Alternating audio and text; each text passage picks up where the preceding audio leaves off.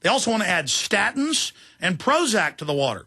So now they want to treat everybody for cholesterol when they admit the statins attack the liver. So I guess just hundreds of drugs in the water. I mean, this is THX 1138, Brave New World. Dr. Blaylock, thank you for joining us, Doctor. Well, thank you, Alan. I tell you, they're really coming out of the closet with all of this. I mean, you were reading it decades ago in medical research journals and talked about it, and now they're just coming out with it. Well, yeah, this has been a dream of these people for a long time, is to remake humanity. You know, if you look back in some of the early writings, and as I quoted, I think, on one of your programs about Dr. Lilly's book on the history of molecular biology, and she talks about how in the early days the Rockefellers were obsessed with remaking humanity, changing their biological structure. In the beginning by eugenics, but later they realized that DNA manipulation is a better method, and that he funded the tremendous growth of the biological programs throughout the United States and some of our major institutions with that goal in mind. And now we're seeing this come to fruition, where they're seriously and openly talking about, well, we need to make it where we can remove fear from soldiers so that they'll be able to fight better in war, which means they're going to be more likely to die if they don't have this protective fear impulse. Remove stress, so all of us sort of apathetic and willing to accept whatever we're told. Yeah, I mean, they're really into some serious things here, and their biology is teaching them how to do it. And we're finding you can manipulate the brain and remake a person's whole neurological makeup. Well, some years ago, there was a book written about biological control of the mind, which they said that the last refuge of your individuality is your own mind. Well, now they want to attack that last refuge. It's an assault on it, so that you cannot think what you want to think. You cannot have your own mind, your own private thoughts. They're going to control them. And this is serious business. They're seriously talking about this, and they're so excited about it, they don't really care that anyone knows. And I found it interesting, you know, in this article that was in Huffington about the lithium in the water, the way they treat their opponents, that anyone who disagrees with this is a knee-jerk, irrational person. That's right. We've got a George Soros-funded publication in the New York Times that they quote says the same thing, that you're a kook if you don't want the government, and see, they psychologically put it back on us, which is just asinine. I mean, imagine if your neighbor showed up at your house and said, I want to put lithium in your water to make you servile. You'd say, get out of here, crazy man. But the government and the media is pushing it, and then they preemptively say, first, we were kooks for saying this was their plan because we were reading their own textbooks and documents. Now, as they roll it out publicly, they preemptively say, you're crazy if you don't let us drug the water with a toxic antipsychotic. Exactly. That's exactly the stage they went through. At first, they deny it, say you're crazy for even saying they wanted to think about it. Now that they're admitting they were planning this all along, you're crazy to resist it. Now, it's interesting, the whole justification of the lithium in the water is that it reduces suicides and violent behavior. But their previous program, fluoridation, shown by several large studies, one was the Dartmouth University study in which they looked at 280,000 children, found that it increased, when you fluoridated the water in a community, it increased the lead content of the water. That increased suicides and violent behavior and criminal behavior. A Canadian study looked at the same thing and found when you fluoridated the water, it doubled the lead content of the water. When they compared communities that had fluoridated versus unfluoridated water, they found higher suicide rates and violent crime rates in the fluoridated communities versus non-fluoridated when they were matched for all other criteria. Well, it was also known that when lead is even increased slightly to the contents that this fluoridation was causing, produced hyperactivity, it increased substance abuse, it increased suicide, and it increased violent behavior and crime significantly. Well, these are the very things now they're giving us the justification, putting another metal in the water, lithium. Well, if you want to reduce substance abuse, suicide, violent behavior, and crime, just take the fluoride out of the water and take the lead out of the water. That's the easiest way to do that, and that's what the Safe Water Act says. The purpose of the EPA is to remove contaminants for the water. Now they reverse that. They're going to add contaminants to the water. Now, if you look up lithium, lithium is considered a toxic metal.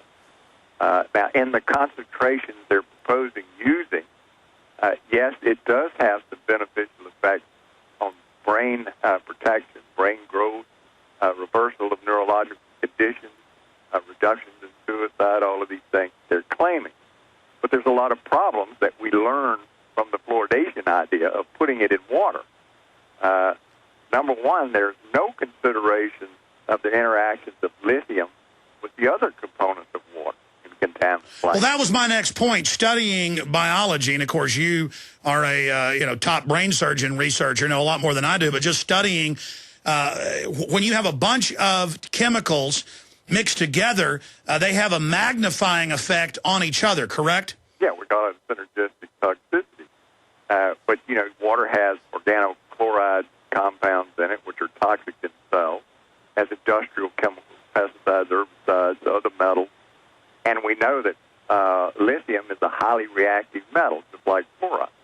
And so it tends to interact with these other metals and components and chemicals. Well, no one's ever done a study to see, well, what happens when you mix them? What does it increase the toxicity of these other metals, etc.?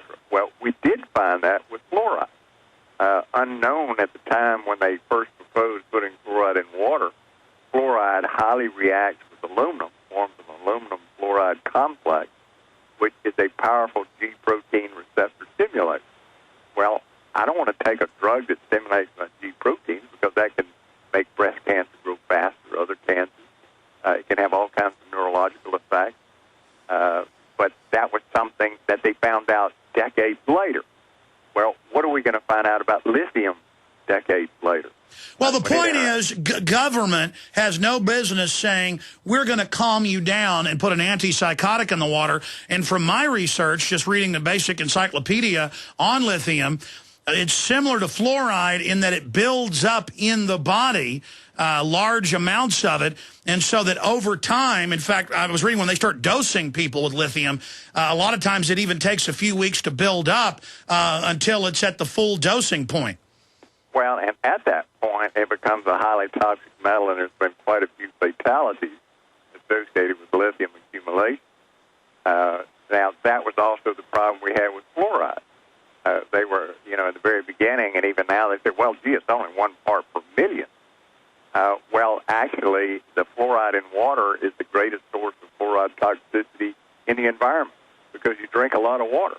In the summertime, particularly if you're outdoors or an athlete, or you have certain medical conditions like diabetes, you drink a very large amount of water, and so you're consuming much larger content of fluoride. Well, the same would be true for lithium.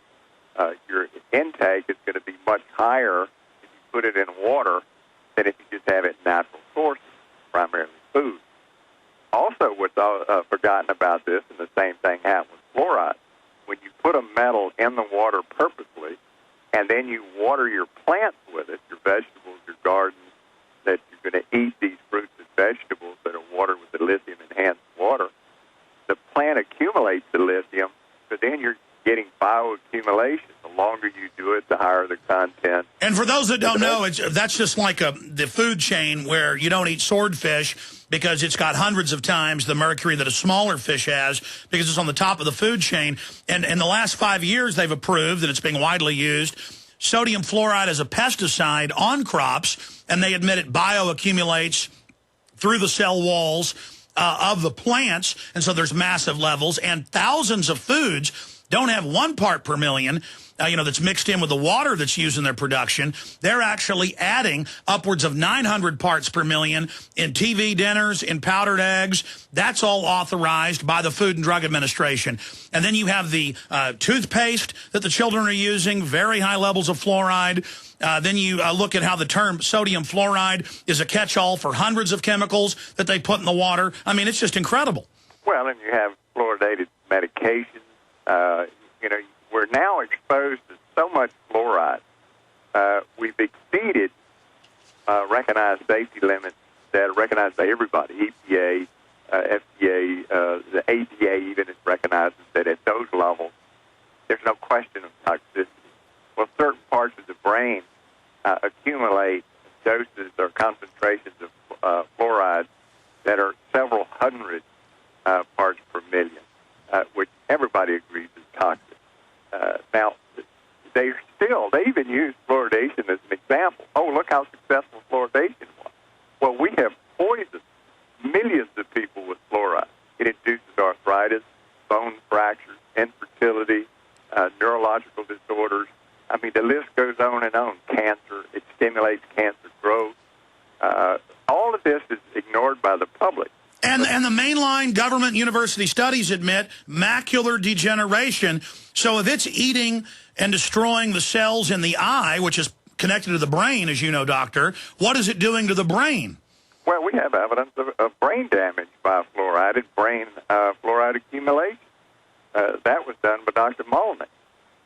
She presented it to the CDC, her program, her research, which was printed in one of the most prestigious neurotoxicology journals. And for her trouble, they fired her. And they made sure she never got another federal grant because she showed the brain accumulation, particularly in parts of the brain that have to do with learning and memory, was significant and toxic. So, here we go again. We get all the assurances in the world, and then when the research starts showing tremendous toxicity and significant problems, it's all covered up. They can make sure the media doesn't cover it. They can make sure that the public is never aware of it. They spend just enormous amounts of money on advertising.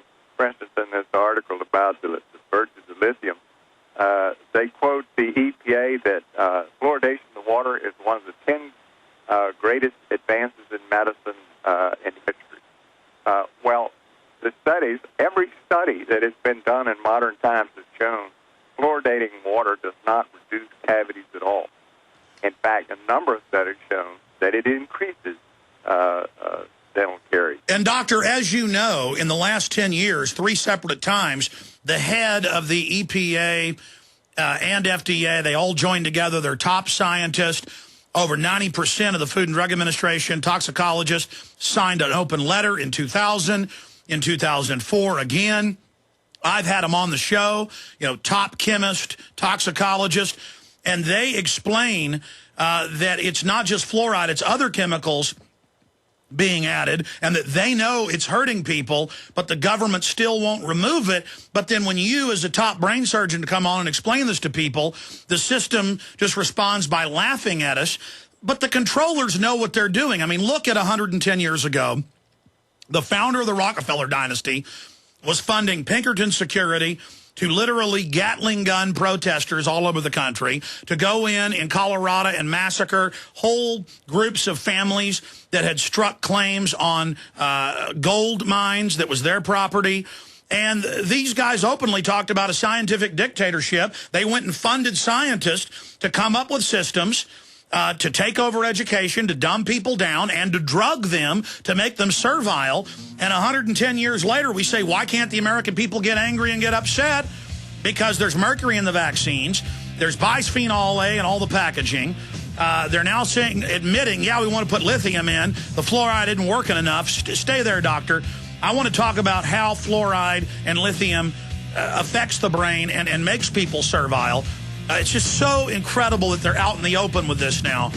We'll be right back. Stay with us. Dr. Russell Blaylock will give you his websites as well.